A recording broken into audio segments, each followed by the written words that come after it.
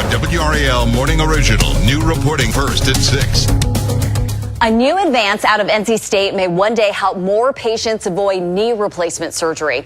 In a partnership with UNC, they're creating new body tissues using a patient's own cells. It's our Morning Original.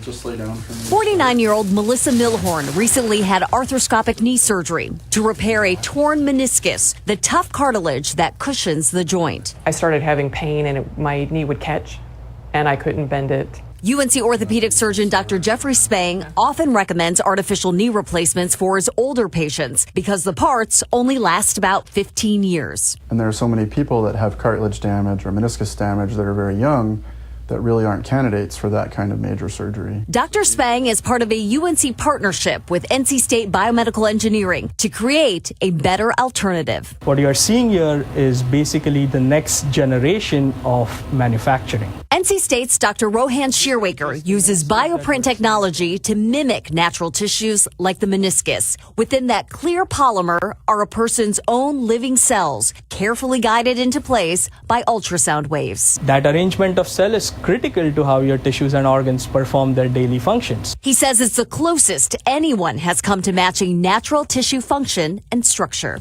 The properties, how it feels, the size, shape, everything. The size and shape matches an MRI image of a patient's own cartilage. And it should have the cells that allow it to integrate and allow it to heal and allow it to live. For now, Milhorn sticks with low-impact exercise to spare her knee. Like the elliptical trainer, swimming, that kind of thing.